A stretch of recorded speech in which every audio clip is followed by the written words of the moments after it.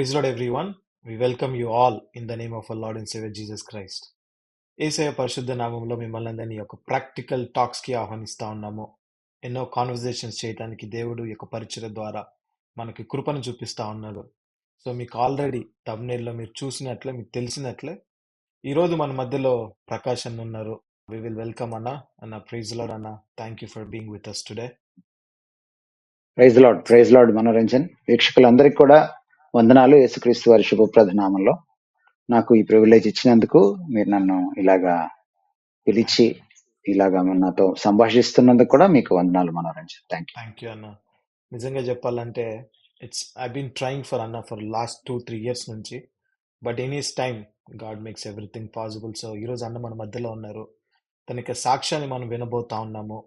చాలా మందికి నేను అన్నను పరిచయం చేసిన అవసరం లేదు. He's well known in Telugu Christendom. ఒక బైబిల్ టీచర్గా, సువార్థికులుగా, ఎవెంజలిస్ట్గా, అపోలజిస్ట్గా. So is a well known preacher. So God is using mightily. సో ఈరోజు తన యొక్క వ్యక్తిగత సాక్ష్యము, పరిచర్య అనుభవాలు, అలాగే దేవుడు తన యొక్క జీవితంలో ఎటువంటి కార్యాలు చేస్తా ఉన్నాడు, ఎవరు అన్నని ప్రభావితం చేస్తా వచ్చారు ఇన్ని రోజులు, తన యొక్క పరిచర్యలో ఎలా కొనసాగుతా ఉన్నారు, ఈ విషయాలు మనం తెలుసుకోవడానికి ప్రయత్నిద్దాము. బట్ బిఫోర్ వి స్టార్ట్, దేవుని యొక్క సన్నిధి, దేవుని యొక్క సహాయాన్ని కోరుకుందాము. దయచేసి ప్రార్థనలు నాతో పాటు ఏకీభవించండి. Let us pray, then we will directly ask questions to Anna and we'll hear from him. దయచేసి ప్రార్థనలో ఏకీభవించండి. Let us pray. పరలోకమందున్న గొప్ప తండ్రి, రాజాతి రాజా, ప్రభులకు ప్రభువా, నిజమైన దేవ, మారని మార్పు చెందని మీ యొక్క గొప్ప ప్రభా, ఈ యొక్క ప్రత్యేకమైన సమయంలో మీ యొక్క దయగల పాదాల చెంతకు రాగలుటకు మాకు ఇచ్చిన ధన్యతను బట్టి మీకు వందనాలు. ఈ యొక్క songs of join practical talks ద్వారా ఎన్నో కాన్వర్జేషన్స్, ఆ యొక్క కాన్వర్జేషన్స్లో ప్రభా మీరు మీ యొక్క సేవకులతో, మీ యొక్క బిడ్డలతో ఎలా ప్రభా వారిని ప్రోత్సహిస్తూ, వారిని బలపరుస్తూ ప్రభా వారు ఒక ప్రాక్టికల్ క్రిస్టియన్ లైఫ్ని వాక్యానుసారంగా ఎలా కలిగి ఉండగలుగుతున్నారు, వారు తీసుకునే యొక్క ప్రాక్టికల్ స్టెప్స్ ఏంటి, అలాగే తండ్రి వారి యొక్క జీవితంలో మీ యొక్క మంచితనం ఏంటి, మీ యొక్క ప్రణాళికలు ఏంటి, అవి తెలుసుకొని మేము ప్రోత్సహించబడుతూ మిమ్మల్ని మహిమపరచుటకు తండ్రి మాకు ఇచ్చిన యొక్క తరుణాలను బట్టి మీకు వందనాలు ప్రభా. ఈరోజు ప్రకాశనని ప్రభా మా మధ్యలో తీసుకొచ్చినారు. తన యొక్క వ్యక్తిగత జీవితాన్ని బట్టి, పరిచర్యను బట్టి, కుటుంబ జీవితాన్ని బట్టి తను మీకు వందనాలు. వారిని ప్రభా అనేకులకు ఆశీర్వాదంగా ఉంచుతూ ప్రభా మీ యొక్క పనిముట్టుగా అనేకుల కొరకు వాడుకుంటూ వస్తున్న విధానం బట్టి మీకు వందనాలు. ఈరోజు ప్రభా మేము ఎన్నో విషయాలు తెలుసుకొని ప్రోత్సహించబడాలని, మిమ్మల్ని మహిమపరచాలని ఆశిస్తున్నాము. మీరు మా మధ్యలో ఉండండి. ఏ ప్రశ్న అడగాలి, ఏ జవాబు ఇవ్వాలి ప్రభా, సమస్తము తండ్రి మీకు ఆధీనంలో ప్రభా మీరు మహిమ పొందమని ప్రభా వేడుకుంటూ, ఎవరైతే వింటున్నారో, వీక్షిస్తున్నారో, వినబోతున్నారో, వీక్షించబోతున్నారో వారిని ఆస్వాదించండి. వారికి ఉన్న అక్కరి కొలది వారితో మీరు మాట్లాడండి. ఈ యొక్క పరిచర్య యొక్క ఉద్దేశము మీరు సఫలపరచమని వేడుకుంటూ, కేవలము మీకు మాత్రమే మహిమను తీసుకొస్తూ ప్రభా యొక్క చిన్న ప్రార్థన యేసయ్య పరిశుద్ధ నామంలో ప్రార్థించి అడిగి వేడుకుంటున్నాం తండ్రి. Amen. Amen. Amen. Praise lord everyone. I know we are here from అన్న దగ్గర నుంచి విందామని ఆశిస్తా ఉన్నాము. So with much further due I will request అన్న to share his personal experiences. అన్న మొదటిగా అన్న, నేను చాలా క్లుప్తంగా మీ గురించి ఇంట్రడక్షన్ ఇచ్చాను. So if I ask you to give your personal introduction, మీ యొక్క ఫ్యామిలీ బ్యాక్గ్రౌండ్, ఎక్కడి నుంచి ఎటువంటి డిఫరెంట్ మినిస్ట్రీస్ చేస్తా ఉన్నారు, ఒక క్లుప్తమైన ఇంట్రడక్షన్ మీ దగ్గర నుంచి. Manoranjan, first of all I should thank you for giving me this privilege of speaking to our Christian brothers and sisters, particularly Telugu క్రైస్తవ లోకాన్ని ఉద్దేశించి మాట్లాడడానికి ఈ ప్లాట్ఫామ్ మీరు ఇచ్చినందుకు ప్రభువుని స్తుతిస్తూ మీకు కృతజ్ఞత చెల్లించుకుంటున్నాను. Thank you so much. అయితే జనరల్ గా ఈ సాక్ష్యాలు చెప్పడము, ఈ నా బ్యాక్గ్రౌండ్ చెప్పడము సాధ్యమైనంత అవాయిడ్ చేస్తాను నేను, ఎందుకంటే ఇది కొంచెం వేరేగా వెళ్తోంది ఈ నేటి ప్రపంచంలో, క్రైస్తవ ప్రపంచంలో. సో వ్యక్తిగత స్థాయిలో వ్యక్తుల్ని హైలైట్ చేసుకోవడానికి జరుగుతుంది కనుక వీక్షకులు నన్ను మన్నించాలి. అవసరం కొద్దీ మాత్రమే మాట్లాడుతున్నామని మీరు గ్రహించాలి. సో ఇది చెప్తున్నప్పుడు don't look at me, look at God. ప్రభువుని చూడండి. ఒకవేళ ఏదైనా ఒక ఘనత ఉంటే అది ప్రభు ఇచ్చినది అని మీరు గ్రహించాలని నేను కోరుతున్నాను. తర్వాత మనం ఎక్కడ పుట్టాలి, ఎవరికి పుట్టాలి, ఏ దేశంలో పుట్టాలి, ఏ తల్లిదండ్రులకు పుట్టాలి, ఏ కుటుంబంలో పుట్టాలి, ప్రభు నిర్ణయిస్తాడు. అపోస్తల కార్యాలు 17వ అధ్యాయము 28 ప్రకారము మన పొలిమేరల్ని ఆయన నిర్ణయిస్తాడు. మనం ఎప్పుడు పుట్టాలనేటువంటి మన కాలాన్ని కూడా ఆయన నిర్ణయిస్తాడు. సో అంచేత it is God's providence that I am an Indian today. మా ఇంట్లో ఏంటంటే మా తల్లిదండ్రులకు ముందటి తరం ఒకవైపు నుంచి వస్తే థర్డ్ జనరేషన్ క్రిస్టియన్స్ మేము, ఇంకొక వైపు నుంచి వస్తే ఫోర్త్ జనరేషన్ క్రిస్టియన్స్ అవుతాం. సో చాలా మిక్స్డ్ బ్యాక్గ్రౌండ్స్ నుంచి వచ్చిన వాళ్ళం. అది చర్చ్ బ్యాక్గ్రౌండ్ డినామినేషన్స్ తీసుకుంటే ఒకవేళ అమ్మ మెననైట్ బ్రదర్ అండ్ బ్యాక్గ్రౌండ్ నుంచి వచ్చారు, అమ్మమ్మ వాళ్ళు అక్కడి నుంచి వచ్చారు. సో అందులో వాళ్ళు చాలా అంటే కీలక పాత్ర పోషిస్తూ ఉండేవాళ్ళు. రెవరెండ్ ఫ్రాన్ జాషువా గారి అక్కగారు మా అమ్మమ్మ గారు. తర్వాత నాయనమ్మ సైడ్ నుంచి వచ్చేటప్పటికి కెనేడియన్ బ్యాప్టిస్ట్ మిషన్ నుంచి వచ్చారు. చింతలేది కేసు పుట్టిన పాట రాసిన ఎన్డి ఏబెల్ గారు నాయనమ్మ గారికి పెదనాన్న గారు అవుతారు. సో అలాగా ఫోర్త్ జనరేషన్ క్రిస్టియన్స్ అవుతాం. నా దగ్గరికి వచ్చేటప్పటికి ఫోర్త్ జనరేషన్ అవుతుంది.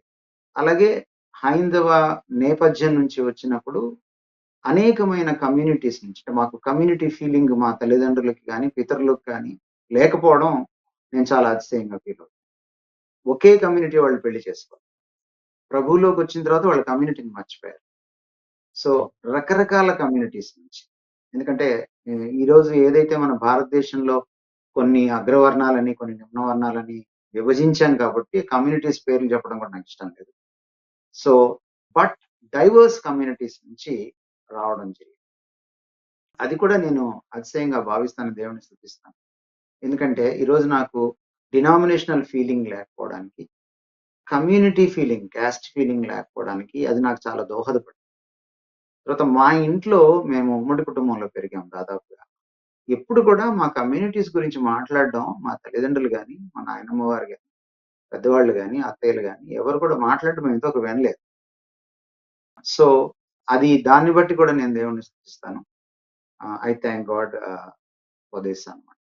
కనుక నిజంగా ఒక క్రైస్తవ సంఘంలో అందరూ క్రీస్తులో ఏకమై ఉన్నారు. గలతీ 3:28 ప్రకారం అందరూ క్రీస్తులో ఏకముగా ఉన్నారు. దాసుడని లేదు, స్వతంత్రుడని లేదు, స్త్రీ అని లేదు, పురుషుడని లేదు, యూదుడని లేదు, గ్రీక్ దేశస్థుడని లేదు, లేదా భారతదేశానికి వచ్చేటప్పటికి అగ్రవర్ణం అని లేదు, నిమ్నవర్ణం అని లేదు అన్నట్టుగా ఆ ప్రివిలేజ్ దొరికింది అన్నమాట, ఆ సౌభాగ్యం దొరికింది. సో కాబట్టి చాలా స్పష్టంగా నేను భారతీయుణ్ణి, నేను క్రీస్తు బిడ్డని, క్రైస్తవుణ్ణి, ఇంక ఏ జంజాటాలు లేకుండా చెప్పడానికి నాకు చాలా దోహదపడింది. సో అమ్మగారు ఎంజే హేమలత గారు, నాన్నగారు గంటల మనోహర్ రావు గారు, నాకు ఒక తమ్ముడు ఒక చెల్లి, వాళ్ళిద్దరు కూడా రక్షణ పొందిన వాళ్ళే, ఇద్దరు టీచింగ్ ప్రొఫెషన్ లో ఉన్నారు. నా వైఫ్ షీబా, ఆమె కూడా టీచింగ్ ప్రొఫెషన్ లో ఉండేది, ఇప్పుడు నాకు సేవలో సహకరిస్తుంది. She's from Nellore. అండ్ తనకు కూడా వాళ్ళ తాతగారు కూడా సంఘంలో చాలా ప్రముఖ పాత్ర వహించిన వారు, జార్జి గారు, రిటైర్డ్ తహసీల్దార్. సో ఇది మా ఫ్యామిలీ బ్యాక్. అన్న కొంచెం can you explain more what was your salvation experience? ఎలా క్రీస్తుని మీ యొక్క సొంత రక్షకుగా అంగీకరించారు? దాని తర్వాత జరిగిన మీ యొక్క జీవితంలో what are the changes that you have seen after being saved? యాక్చువల్గా గుంటూరుకి మేము ఎండాకాలం సెలవులకు వచ్చేవాళ్ళం. 10th క్లాస్ వరకు, నేను దాదాపుగా 10th క్లాస్ వరకు అమ్మగారు నాన్నగారు ఆఫ్రికా వెళ్ళిపోయేంత వరకు కూడా అమ్మతో పాటే ఉండి నెల్లూరు జిల్లాలో ఆవిడకి ఎక్కడికి ట్రాన్స్ఫర్ అయితే అక్కడ మేము ప్రభుత్వ పాఠశాలలోనే చదివేవాళ్ళం. నాకు తెలిసి 1వ తరగతి కొద్ది కాలము ఇంగ్లీష్ మీడియంలో చదివాను. ఆ తర్వాత ఇంగ్లీష్ మీడియం చదివేటువంటి భాగ్యం కూడా నోచుకోలేదు, ఎందుకంటే దాదాపుగా పల్లెటూరులోనే గవర్నమెంట్ టీచర్స్ ఉండేవారు. సో ఆ పరిస్థితుల్లో ప్రతి ఎండాకాలం సెలవులకి గుంటూరు వచ్చేవాడు, నాయనమ్మ గారి ఇంటికి వచ్చేవాడు. మా మేనత్తలు, నాన్నగారి అక్కలు, వీళ్ళు బక్సింగ్ అసెంబ్లీలో మార్పుస్ పొందిన వాళ్ళు. 1950s లో బక్సింగ్ గారు తన సేవారంభంలో గుంటూరు వచ్చినప్పుడు దాదాపుగా ప్రథమ ఫలాలు ఆయన పరిచర్యలో వీళ్ళు ప్రథమ ఫలాలు ప్రభులోకి వచ్చిన వాళ్ళు. ఆ విధంగా మా కుటుంబం వాళ్ళ ద్వారా బక్సింగ్ అసెంబ్లీకి బాగా అటాచ్డ్ గా ఉండేవాళ్ళు. సో నేను తత్ఫలితంగా మేము పిల్లలం అందరం కూడా, అంటే మా భర్తల పిల్లలు, మా పెదనాన్న పిల్లలు అందరం ఉండేవాళ్ళం. దాదాపుగా మేము ఎక్కువగా బక్సింగ్ అసెంబ్లీ సండే స్కూల్‌కి వెళ్ళాం. సో, అలా వెళ్తూ, వెళ్తూ వీబీఎస్‌కి ముఖ్యంగా వీబీఎస్ టైంకి అటెండ్ అవ్వాలి. వీబీఎస్ చాలా బాగా జరిగేది.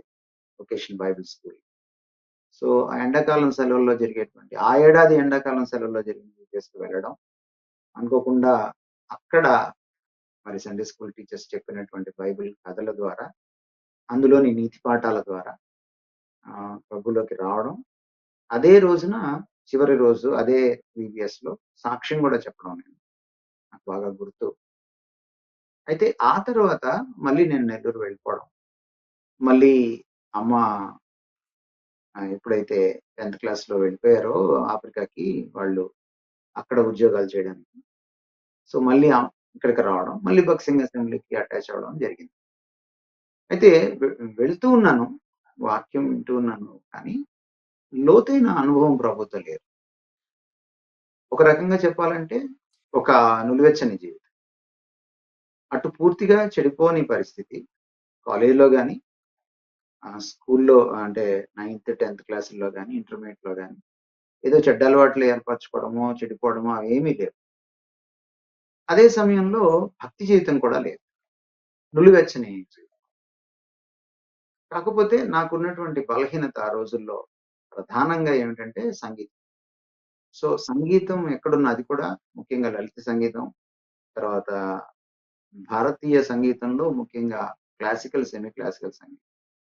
చాలా పిచ్చనమాట. సో, అది ఒక రకంగా నన్ను దేవుడికి దూరం చేసింది అని చెప్పాలి. సో, అలాగా దాంట్లోనే ఉండడం. కాలేజీలో కూడా పాటలు రాయడం, వాటిని మళ్ళీ ప్రెజెంట్ చేయడం నా స్నేహితుల సాయంతో. పాడేవాళ్ళు, తర్వాత బాణీ కట్టేవాళ్ళు కూడా నా స్నేహితుల్లో ఉండడం. ఇదంతా కూడా అది ఒక రకమైనటువంటి జీవితంగా ఉంది. లోకంలో కలిసిపోయి ఏదో చెడిపోవడం అలా లేదు గానీ, I was a good boy. But I was not a committed Christian. అలా ఉంటున్నప్పుడు దేవుడు చాలా సందర్భాల్లో అది ప్రిక్ చేస్తూ అది అంటే మనసాక్షిని గుచ్చుతూ వచ్చినప్పటికీ కూడా నేను దాన్ని పెడచెవిన పెట్టాను ఆయన స్వరాన్ని. ఒక పాయింట్‌కొచ్చేటప్పటికి నాకు ఇంకొక ఆలోచన ఏమైందంటే నేను నులివెచ్చగా ఉన్నాను. అసలు చర్చ్‌కి గూడా ఎందుకు వెళ్ళాలి? నేను భక్తిగా ఉండట్లేదు కదా! సరే నేను నిజంగా భక్తిపరుడుగా మారిన తర్వాత, ప్రభువుకి నేను దగ్గరైన తర్వాత అప్పుడు వెళ్దాం చర్చ్‌కి. ఇది వేషధారణ బ్రతుకు కదా! వద్దులే ఇది కూడా వద్దు అని చర్చ్‌కి వెళ్ళడం కూడా మానేశాను. దాదాపుగా ఒక 2 సంవత్సరాలు ఆ నులివెచ్చనిదనం నుంచి కూడా దాదాపుగా ఒక డ్రై స్పిరిచ్యువల్ లైఫ్ అనుభవించాను. ఇప్పుడు కూడా దేవుని మహాకృపను బట్టి లోకంలో చెడిపోయిన పరిస్థితి కూడా రాలేదు. But I was not truly a Christian. అటువంటి జీవితాన్ని నేను నెరపలేదు. సో, ఈ పర్ఫెక్ట్ అయిన తర్వాత ఆయన దగ్గరికి రావాలన్నటువంటి ఆలోచన నేను అనుకోవడం అపవాదే నా మనసులో నాటాడు. నన్ను దూరం చేయడానికి దేవుడికి. తర్వాత నేను డాక్ట్రిన్ ఆఫ్ జస్టిఫికేషన్ అర్థం చేసుకునేవాడిని. ఎందుకంటే అమ్మ బీజం వేయడము నేను చాలా ఆలోచన చేస్తూ ఉండేవాడిని. ఈ వాక్య సంబంధితమైన సత్యాలు. ఒక రోజున దేవుడు ఒక ఆలోచన, ఒక సమ్మెటపోటులాగా నా మీద మోదినట్టుగా ఈ సత్యం నాకు అవగతమైంది. నువ్వు సంపూర్ణంగా మారి, పర్ఫెక్ట్‌గా మారి నా దగ్గరికి వస్తే నేను నీకు అవసరం లేదు. కరెక్ట్. యాహ్! కనుక నువ్వు సంపూర్ణంగా మారలేవు కూడా. ఇంకొకటేమిటంటే నేను లేకుండా నువ్వు సంపూర్ణంగా మారలేవు. నేను వచ్చిందెందుకంటే మనం ఇంకనూ బలహీనులమై ఉండగా క్రీస్తు యుక్త కాలమున భక్తిహీనుల పరకుచను. కాబట్టి నా అంతట నేను బలవంతుడినయ్యేట్టయితే క్రీస్తు వచ్చి చనిపోవాల్సిన పని. నా అంతట నేను సంపూర్ణుడినయ్యేటట్టయితే క్రీస్తు నా కోసం చనిపోవాల్సిన పని. నా అంతట నేను కాలేను కాబట్టే, నా అంతట నేను రక్షించుకోలేను కాబట్టే, ఆయన వచ్చి నిస్సహాయుడుగా ఉన్న నన్ను రక్షించాడు. బలహీనుడుగా ఉన్న నన్ను బలమిచ్చాడు. భక్తిహీనుడుగా ఉన్న నాకు భక్తిని ఇచ్చాడు. ఆయన వచ్చినప్పుడు భక్తిహీనతను ఆ ఇశ్రాయేలీయుల్లోంచి తన యూదా జనాంగం నుంచి తీసివేస్తాడని పౌలు రాస్తాడు రోమపత్రిక. కాబట్టి నా భక్తిహీనతను తీసివేయాలంటే ఆయనే దానికి సాటి. ఈ సత్యం నేను తెలుసుకున్నప్పుడు నెమ్మదిగా మళ్ళీ చర్చ్‌కి వెళ్ళడం సో ఉన్న ఫలానా రా నా దగ్గరికి అనేటువంటి సత్యాన్ని నేను తెలుసుకున్నాను. వచ్చిన తర్వాత నేను నిన్ను మారుస్తాను. నేను నిన్ను కడుగుతాను. నేను నిన్ను పునీతుడిగా చేస్తాను. నేను నిన్ను సంపూర్ణంగా పరిపూర్ణుడిగా చేస్తాను. సో ఈ సత్యం తెలుసుకున్న తర్వాత వెళ్ళడం మొదలెట్టిన తర్వాత ఈ సంగీతం పిచ్చి ఇంకా అలాగే ఉంది. ఒక రోజున దేవుడు తన కృపలో ఆయన అమెరికా నుంచి ఒక సెలబ్రెంట్ సింగర్స్ అనేటువంటి ఒక పెద్ద గ్రూప్‌ని గుంటూరుకి పంపించడం జరిగింది. వాళ్ళు షిప్‌లో చాలా పెద్ద ఎక్విప్‌మెంట్ తీసుకొని ఆ రోజుల్లోనే ఒక పెద్ద ట్రక్‌కి, లారీకి సరిపోయేటంత వాళ్ళు ఆడియో సిస్టమ్‌ని తెచ్చుకున్నారు. సో, ఆడియో సిస్టమ్ అంటే చాలా ఇలాంటివి చాలా ఇంట్రెస్ట్‌గా ఉండడం, స్టూడియోల్లో కూర్చొని పాటలు రాయడం. ఆ టాప్ మ్యూజిక్ అంటే ఇన్‌స్ట్రుమెంట్స్ అవన్నీ కూడా అనుభవించడం. ఆ సౌండ్ సిస్టమ్స్ యొక్క అంటే అందులోంచి సంగీత తరంగాలు వస్తున్నప్పుడు వాటిని ఆస్వాదించడం ఇవన్నీ బాగా అలవాటైంది కాబట్టి వీళ్ళు చాలా బాగా పాడతారు అని కూడా తెలియడం వల్ల వాళ్ళ కార్యక్రమానికి అటెండ్ అవ్వాలని అనుకోవడం జరిగింది. సో వాళ్ళ కార్యక్రమానికి అటెండ్ అయ్యాను. మా కాలేజ్‌లోనే జరిగింది. Andhra Christian college. చాలా బాగా జరిగింది. I really enjoyed that. అయితే తర్వాత ఆహ్, మళ్ళీ medical college, Guntur medical college కూడా చాలా ఆంధ్ర క్రిస్టియన్ కాలేజ్ అంత ఫేమస్ అన్నమాట ప్రపంచవ్యాప్తంగా. దాంట్లో కూడా పెట్టారు. పెట్టినప్పుడు నా స్నేహితులు అక్కడ పనిచేస్తూ ఉన్నారు. డానియల్ అని నా స్నేహితుడు ఉండేవాడు. సో తన ద్వారా ఆ టీమ్‌లో ఉండి మేమే వాళ్ళందరికీ అంటే ఈ సెలబ్రెంట్ సింగర్స్ గుంటూరు మెడికల్ కాలేజ్‌లో ప్రోగ్రామ్ పెట్టడానికి గ్రౌండ్ వర్క్ అంతా చేసి, పబ్లిసిటీ వర్క్ చేసి, నేను కొంచెము ఆర్టిస్టిక్‌గా కొన్ని విషయాలు చేసేవాడిని. సో, పోస్టర్స్ ఆ రోజుల్లో ఈ ఫోటోషాప్‌లు ఇవన్నీ లేవు. పోస్టర్స్ చేయడానికి ఇవన్నీ చేసి మాన్యుయల్‌గా చేశాం. సో, అలాగా చాలా కీలక పాత్ర పోషించాల్సొచ్చింది. పోషించిన తర్వాత ఇంటికెళ్ళి స్నానం చేసి వచ్చి మళ్ళీ మీటింగ్‌లో కూర్చున్నాం. కూర్చున్న తర్వాత ఒక వాళ్ళు ఆరంభించడంలోనే చాలా విలక్షణంగా ఆరంభించారు వాళ్ళు. ఫిలిప్పీ పత్రిక 2వ అధ్యాయంలో ఉన్నటువంటి మాట 9వ వచనంలో ఉన్న మాట. ప్రతి మోకాలు ఆయన ముందు వంగాలి. ప్రతి నాలుక ఆయనను ప్రభు అని ఒప్పుకోవాలి అన్న వచనంతో ఆరంభించారు వాళ్ళు. అక్కడ దేవుని సర్వాధికారం నన్ను ఆకర్షించింది. నన్ను ఆకట్టుకుంది. ఒక రకంగా కట్టిపడేసినట్టయింది. దేవుడు మాట్లాడడం మొదలెట్టాడు. నువ్వు ఎంతకాలం నాకు దూరంగా ఉంటావు. క్రైస్తవం అంటే విశ్వాస జీవితం అంటే యేసుప్రభు దేవుడిని నమ్మడం మాత్రం కాదు. దయ్యాలు కూడా నమ్ముతాయని యాకోబు చెప్పాడు. యేసుక్రీస్తు ప్రభుత్వం కిందకి రావడం. నీ సమస్తాన్ని, నీ జీవితాన్ని ఆయనకి సమర్పించుకోవడం. నీ జీవితంలో ప్రతి రంగంలో ఆయన ప్రభుత్వానికి ఒప్పుకోవడం. నువ్వు ఇప్పుడు ఒప్పుకోకపోతే తర్వాత నువ్వు తప్పనిసరి పరిస్థితుల్లో ఆయన ముందు వంగాల్సొస్తుంది. ఆయన్ను ప్రభు అని ఒప్పుకోవాల్సొస్తుంది. అప్పుడు చెయ్యి దాటిపోతుంది. సో, సమయం ఉండంగానే నువ్వు ప్రభుత్వానికి నువ్వు లోబడాలి. అదే నిజమైన క్రైస్తవ భక్తి జీవితం. అని దేవుడు మాట్లాడడం జరిగింది. తర్వాత వాళ్ళు చెప్పిన అక్కడ ఒక జాజిస్ట్ వచ్చాడు. ఆ జాజిస్ట్ వచ్చినప్పుడు ఆయన he was a doctor. I think ఆయన ఫ్రాన్స్ నుంచి వచ్చినట్టున్నారు. రకరకాల దేశాల వాళ్ళు అందులో ఉన్నారు. ఆయన టెస్టిమనీ చెప్పాడు. అది కూడా చాలా టచింగ్‌గా నాకనిపించింది. సో, అక్కడ నేను లేచి నిలబడి ప్రభుకి సమర్పించుకున్నాను. కౌన్సిలర్స్ వచ్చి రైట్. నాకు చాలా హెల్ప్ చేశారు.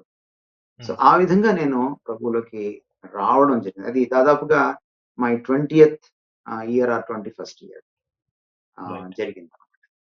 రైట్ అన్న. Thank you for sharing. మీరు చెప్తున్నప్పుడు I was able to relate myself. నేను కూడా I was couple of years back ఎప్పుడైతే రక్షణ నిశ్చయం చేసుకోవాలో నేను కూడా పర్ఫెక్ట్ అయిన తర్వాత వెళ్దాంలే అని ఒక డిసిజన్తో హ్మ్. చాలా ఇయర్స్ లేట్ చేసి then I understood. Then I slowly surrendered myself. I know చాలా మంది యవనస్తులు కూడా ఈ యొక్క జర్నీలోనే వెళ్తా ఉంటారు అని నాకు మీది కూడా చెప్పిన తర్వాత అర్థమైంది. I think this can help many, right? మన వల్ల ఇది కాదు, we have to submit to God అని. అన్న మూవింగ్ ఆన్ అన్న. సో రక్షించబడ్డారు మీరు 20 ఇయర్స్ తర్వాత. అట్లా మీ యొక్క పరిచర్య ఎలా ఆరంభమైంది? How did you start your ministry? ఎలా దేవుడు నాకు ఈ గిఫ్ట్ ఇచ్చాడు, ప్రీచింగ్ గిఫ్ట్ ఇచ్చాడు, ఈ యొక్క లైన్లో నేను వెళ్ళి దేవుని యొక్క పరిచర్య చేయాలి, ఇక పరిచర్య ఆరంభ దినాలను గుర్తు చేసుకొని కొన్ని విషయాలు ఏదైనా పంచుకోగలుగుతారా? తప్పకుండా మనోరంజన్. పరిచర్య విషయంలో నాకు ఇది ఒక రకంగా ఆశ్చర్యమే. ఉమ్, ఎందుకంటే నేను పరిచర్యలోకి రావాలని అనుకోలేదు. నేను నాకున్నటువంటి కెరియర్ ప్లాన్స్ చాలా డిఫరెంట్‌గా ఉండేవి. నేను కాంపిటీటివ్ ఎగ్జామ్స్ రాయాలనో, లేకపోతే గ్రూప్స్ సైడ్ వెళ్ళాలనో, లేకపోతే బ్యాంకింగ్ సైడ్ వెళ్ళాలనో, లేకపోతే నేను ఆర్ట్ సైడ్ వెళ్ళాలి. బీఎఫ్ఏ చేసి, బ్యాచిలర్ ఆఫ్ ఫైన్ ఆర్ట్స్ చేసి, ఆర్ట్ సైడ్ వెళ్ళాలని, లలిత కళల వైపు వెళ్ళాలి అన్నది. ఉమ్, లేదు అది కుదరకపోతే ఒక సౌండ్ ఇంజినీర్ అవ్వాలి. ఎందుకంటే నాకు ఆడియో సిస్టమ్ చాలా, చాలా చాలా ఇంట్రెస్ట్ కావాలి. So those were my plans. అదే సమయంలో ఇంట్లో వాళ్ళు నన్ను కువైట్ పంపించాలని అక్కడ జాబ్స్ చూశారు. అత్త వాళ్ళు కూడా అక్కడ జాబ్స్ చూశారు. సో పాస్‌పోర్ట్‌కి బలవంతంగా అప్లై చేయించారు. నిజానికి నాకు పర్సనల్‌గా కూడా ఇండియా వదిలి వెళ్ళడం ఇష్టం లేదు. ఇండియా అంటే చాలా ఇష్టం నాకు. మా మా ఇంట్లో చాలా మంది అబ్రాడ్‌లో వెళ్లి సెటిల్ అయ్యారు. గల్ఫ్‌లో ఉన్నారు, యూరోప్‌లో ఉన్నారు, యూఎస్‌లో ఉన్నారు, యూకేలో ఉన్నారు. బట్ నాకైతే ఇష్టం లేదు. వ్యక్తిగతంగా అస్సలు ఇష్టం లేదు. అయితే బలవంతంగా పాస్‌పోర్ట్ అప్లై చేయించారు. అప్లై చేయించినప్పుడు అదే సమయంలో కరెక్ట్‌గా దేవుడు మాట్లాడుతూ నేను ఎప్పుడైతే రీకమిట్ చేసుకున్నానో సెలబ్రిటీ సింగర్స్ వచ్చినప్పుడు గుంటూరు మెడికల్ కాలేజ్‌లో జరిగింది ఏమిటంటే నేను ప్రభుకి చాలా దగ్గరయ్యాను. నేను మోకాళ్ళ మీద బైబిల్ చదువుతూ ఉండేవాడిని. వాక్యాన్ని తరచి తరచి చదువు చాలా సార్లు ప్రభు దగ్గర కూర్చొని ప్రార్థన చేసుకుంటూ ఉంటాను. సో ఈ పరంపరలో నేను ఎహెజ్కేల్ గ్రంథం చదువు ఎహెజ్కేల్ గ్రంథం చదువుతుంటే అది నా క్వైట్ టైమ్ పోర్షన్ అన్నమాట. Daily portion. సో ఎహెజ్కేల్ గ్రంథంలో ఉన్నటువంటి ప్రతి అధ్యాయాన్ని పారా వైస్ నేను రోజుకొక పారా చొప్పున చదువుతూ వెళ్తూ ధ్యానిస్తూ ఉన్న రోజుల్లో నాకు చాలా స్పష్టంగా అర్థమైంది ఏమిటి అంటే దేవుడు ఆయన నాతో మాట్లాడుతూ వచ్చాడు. పుస్తక ఆరంభంలోనే మనం చూస్తే రెండవ అధ్యాయంలో ఆయన అంటాడు, నరపుత్రుడా నీవు చక్కగా నిలవబడు. నేను నీతో మాట్లాడవాలి. సో నేను అటెన్షన్ పే చేయడం మొదలెట్టాను. ఈ దేవుడు ఏం మాట్లాడుతున్నాడు. అప్పటి నుంచే నాకు వాక్యం ద్వారా దేవుడు మాట్లాడతాడన్న కన్విక్షన్ ఉండింది. సో ఆయన మళ్ళీ చూస్తే ఈ పుస్తకం చదువుతూ ఉంటే ఆయన తన పుస్తకం ఒకటిచ్చి భుజించమని చెప్పడం. ఈ పుస్తకంలో నాకు ఆ మాట చూసినప్పుడు చాలా ఒకంత ఆశ్చర్యంగా నాకనిపించింది. రెండో అధ్యాయంలో 10వ వచనం నేను చదువుతున్నాను. నేను చూచుచుండగా గ్రంథమును పట్టుకొనిన ఒక చెయ్యి నా యొద్దకు చాపబడింది. ఆయన దాన్ని నా ముందర విప్పగా అది లోపటను వెలుపటను వ్రాయబడినదై మహావిలాపమును, మనోదుఃఖమును, రోదమును అందులో వ్రాయబడింది. మరియు ఆయన నాతో మూడో అధ్యాయంలోకెళ్తే నాతో ఇలాగ సెలవిచ్చాను. నరపుత్రుడా నీకు కనబడిన దాన్ని భక్షించుము. ఈ గ్రంథమును భక్షించి ఇంకా ముందటి అధ్యాయంలో ఆయన 8వ వచనంలో అంతకుముందు మనం వెళ్లి చూస్తే దీన్ని భుజించు అని అంటాడు. సో భక్షించు, భుజించు అని అన్నప్పుడు నాకు అర్థమైంది ఏంటంటే నేను వాక్యాన్ని బాగా చదవాలి. వంట పట్టించుకోవాలి. అమ్మ అందుకే కాబోలు చిన్నప్పటి నుంచి ఇలా చెప్పేది అని చాలా కాంక్షతో చదివాను. నిశ్చితంగా ఉమ్, లోతుగా వాక్యాన్ని చదవడం అలవాటు చేసుకున్నాను. అదే సమయంలో ఆయన ఏం చెప్పాడంటే ఇదే అధ్యాయం ముఖ్యంగా 2, 3 అధ్యాయాలు చదివితే మూడో అధ్యాయం 5వ వచనంలో ఏమంటాడంటే భాష రాని ప్రజలకు యాస భాషతో మాట్లాడే వాళ్ళ దగ్గరికి నేను నిన్ను పంపించట్లేదు. నీ ప్రజల దగ్గరికే భాష వచ్చిన వారికి నీ భాష ఉన్న ప్రజల దగ్గరికి నేను నిన్ను పంపిస్తున్నాను. నీవు గ్రహింపలేని యాస మాటలు పలుకు జనముల యొద్దకు కాదు. ఇశ్రాయేలీయుల యొద్దకే నేను పంపుతున్నాను అని ఆయన మాట్లాడడం చూసాను. ఏం మాట్లాడాలి నేను అని ఏంటి దేవుడు ఇలా మాట్లాడుతున్నాడు అనుకుంటున్నప్పుడు మళ్ళీ ఇదే అధ్యాయంలో వాళ్ళు వినకపోయినా నువ్వు మాట్లాడాలి. వాళ్ళు నాకు తిరుగుబాటు చేస్తున్నారు. నువ్వు వారికెళ్ళి చెప్పాలి. వాళ్ళలాగే నిన్ను కూడా నేను కఠినంగా చేస్తాను. నీ నుదురును కఠినమైనదిగా చేస్తాను. నీ నుదురు చెకుముకి రాతి కంటే కఠినంగా ఉండు వజ్రం వలె చేస్తాను. నీవు భయపడకు. వారి మాటలకు భయపడద్దు. జనులకు భయపడద్దు. ఆయన 2వ అధ్యాయంలో చెప్పడం నేను చూసాను. సో ఇవన్నీ చూసినప్పుడు నాకు అర్థమైంది ఏమిటంటే, God is calling me for a teaching ministry, for a preaching ministry. నాకు సంఘానికి భారతదేశంలో, అంతేకాకుండా నా భారతీయులకు సువార్త చెప్పడానికి ఆయన నన్ను పిలుచుకుంటున్నాడు. Basically I should be a preacher, a teacher and an evangelist అనేది నాకు అర్థమైంది. అది కూడా నా క్షేత్రం ప్రధానంగా భారతదేశం, నాతోటి భారతీయులు అన్నది నాకు అర్థం. సో ఇది పుస్తకం కంప్లీట్ చేసేటప్పటికి దాదాపు ఒక 2 నెలలు పైన పట్టింది. 2, 3 నెలలు పట్టింది. నేను అది నాకు కన్విక్షన్ గా మారింది. దేవుడు నన్ను పిలుస్తున్నాడు, ఈ ప్రత్యేకంగా ఈ పనికి పిలుస్తున్నాడు అని నా కన్విక్షన్ గా మారింది. ఇదే సమయంలో బయట నా స్నేహితులు వాళ్ళు వీళ్ళతోటి నేను చాలా గట్టిగా సువార్త గురించి వాదించాల్సి వచ్చింది. నాకు కమ్యూనిస్ట్ స్నేహితులు, అంబేద్కరైట్స్, బౌద్ధ మతాన్ని స్వీకరించిన వాళ్ళు, తర్వాత నాస్తికులుగా ఉన్నవాళ్ళు, హైందవులు నాకు స్నేహితులుగా ఉండేవారు.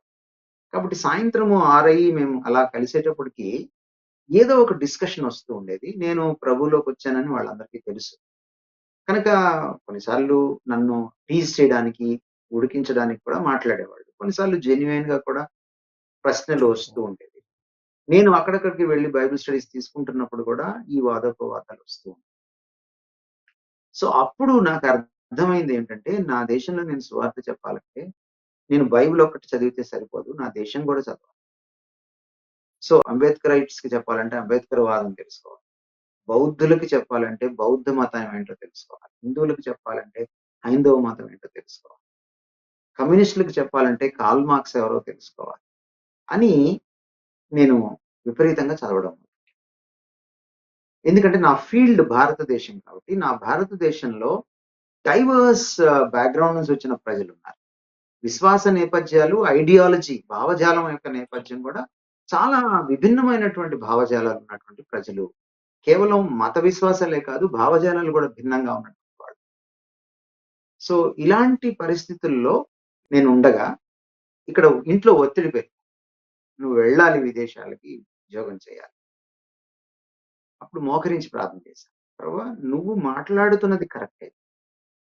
నేను ఒకవేళ ఓవర్గా థింక్ చేస్తున్నాను. ఎందుకంటే నాకు సేవ చేయాలని లేదు. నా ఆలోచనలు వేరు. అయితే నువ్వు మాట్లాడుతున్నావని నాకు చాలా బలంగా తోస్తోంది. పాస్‌పోర్ట్‌కి అప్లై చేశాను. ఇది వస్తే నేను ఇంక వెళ్ళిపోవడమే. ఎందుకంటే అక్కడ ఉద్యోగం రెడీగా ఉంది. వీసా రావడం చాలా సులభం. ఎందుకంటే మావయ్య మంచి పొజిషన్‌లో. కాబట్టి నీవు కానీ నన్ను పిలుస్తూ ఉంటే సేవకు, నువ్వు ఏదో ఒకటి చేసి దీన్ని ఆపాలి. మరొక విషయం ఇక్కడ చెప్పుకోవాల్సింది ఏంటంటే, మా ఇంట్లో ఉమ్మడి కుటుంబంలో ఉంటున్నప్పుడు మా పెద్దవాళ్ళకి ఎదురు చెప్పడం అనేది మాకు లేదు. నేను యాక్చువల్‌గా బైపీసీ తీసుకుంటానంటే మా అత్తగారు, నేను సంతకం పెట్టనురా, నువ్వు ఎంపీసీఏ తీసుకోవాలంటే నేను ఎంపీసీఏ చచ్చినట్టు తీసుకోవాల్సొచ్చింది. సో పెద్దవాళ్ళకి ఎదిరించే పరిస్థితి కూడా మా ఇంట్లో ఉన్న కల్చర్‌లో, సంస్కృతిలో లేదు. కనుక అట్లాంటి పరిస్థితుల్లో నేను వాళ్ళని ఎదిరించే శక్తి నాకు లేదు. I was so young. So మోకరించి గట్టిగా ప్రార్థించాను. నిజంగా నువ్వు నాతో మాట్లాడుతుంటే నువ్వేదో ఒకటి చెయ్యి. నన్ను గల్ఫ్‌కి వెళ్లకుండా, కువైట్‌కి వెళ్లకుండా ఆపు. సో నాతో పాటు ఇంకొక గవర్నమెంట్ ఎంప్లాయీ అప్లై చేశాడు. ఇద్దరం వెళ్లి ఒక్కసారి హైదరాబాద్‌లో అప్లై చేసి వచ్చాం పాస్‌పోర్ట్. ఆయనకి ఎన్ఓసీ రావాలి ప్రభుత్వం దగ్గర నుంచి. ఆయనకి రావడానికి చాలా ఆలస్యం. ఆయనకి 45 రోజుల్లో వచ్చింది. నాకు 8 మాసాలు పైన పట్టింది. అదే నాకు ఒక పెద్ద ఆశ్చర్యం అనిపించింది. ఈ 8 మాసాలు దాటేటప్పటికి మా ఇంట్లో వాళ్ళ మైండ్ సెట్ మారింది. మారి నన్ను ఒత్తిడి చేయడం మానేశారు. నీ ఇష్టం, నీ సావు నువ్వు సావు అన్న టైప్‌లో వదిలేసారు. సో, అక్కడ నాకు స్వేచ్ఛ దొరికింది. నేను దాన్ని కన్ఫర్మేషన్‌గా తీసుకున్నాను. ఇలా ఉంటున్న సమయంలోనే నాకు ఇవాంజలికల్ యూనియన్ నుంచి ఎడిటర్‌గా మీరు ఉండాలి అని ఒక ఇంటర్వ్యూకి వెళ్ళడానికి అవకాశం. ఒక అన్నయ్య నన్ను ప్రోత్సహించి, ఇజ్రాయెల్ అన్నయ్య నన్ను ప్రోత్సహించి నన్ను పంపించారు. అన్న నేను ఇంకా నాకు నా చదివే సరిగా లేదు. ఇలాంటి సమయంలో నేను ఎడిటర్‌గా వెళ్ళడం ఏంటి? ఇది రాష్ట్ర మ్యాగజైన్. ఇందులో చాలా ఇవాంజలికల్ యూనియన్ అంటే దాంట్లో చాలా పెద్ద పెద్ద వాళ్ళు highly intellectual people, elite people, బాగా ఆఫీసర్ క్యాడర్‌లో ఉన్నవాళ్ళు ఉంటారు. సో, వాళ్ళు రాసిన ఆర్టికల్స్ నేనెక్కడ ఎడిటింగ్ చేయగలను? This is not my cup of tea. ఇది నాకు సంబంధించింది కాదు ఇది అని నేను చాలా రిలక్టెంట్‌గా చెప్తే, లేదు లేదు నువ్వు వెళ్ళాలి అన్నారు. ఎందుకంటే ఆయన మా కాలేజ్‌లో లెక్చరర్‌గా పనిచేస్తారు. నేను కాలేజ్‌లో ప్రతిసారి ఈ పాటలు రాయడం, లేకపోతే కాలేజీ పత్రిక ఉంటుంది మాకు. ఆ పత్రికలో నేను వ్యాసాలు రాయడం, లేకపోతే కవితలు రాయడం అని బాగా తెలుసు. కాబట్టి నీకు రైటింగ్ స్కిల్ ఉంది కాబట్టి నువ్వు why don't you do it అని. సరే నేను చాలా రిలక్టెంట్‌గా, అయిష్టంగానే అప్లై చేశాను. ఇంటర్వ్యూ వచ్చింది. ఇంటర్వ్యూకి వెళ్ళడం జరిగింది. ఇంటర్వ్యూలో నాతో పాటు ఇంకొక 6 వచ్చారు. వాళ్ళు నాకంటే క్వాలిఫైడ్ పీపుల్. కానీ ఎందుకో దేవుడు నాకు దాన్ని ఇవ్వడం, నేను సెలెక్ట్ అవ్వడం. అక్కడి నుంచి నేను ఆధ్యాత్మికంగాను, క్రైస్తవ మానసికంగాను నేను పరిణతి చెందడానికి ఇవాంజలికల్ యూనియన్ ప్లాట్‌ఫార్మ్ నాకెంతగానో ఉపయోగపడింది. అక్కడి నుంచి నేను మళ్ళీ రైటింగ్‌లో ఇంటర్నేషనల్ లెవెల్‌లో ఉన్నటువంటి హ్మ్. గొప్ప వ్యక్తులు అయిన వాళ్ళ దగ్గర రైటింగ్ స్కిల్స్ నేర్చుకోవడానికి, తర్వాత రవిజేకర్స్ ఇంటర్నేషనల్ మినిస్ట్రీలో కూడా ట్రైన్ అవ్వడానికి అపాలజిస్ట్‌గా. ఇవన్నీ కూడా వరుసగా దేవుడు ఆపర్చునిటీస్ ఇవ్వడము, పునాది పడడము.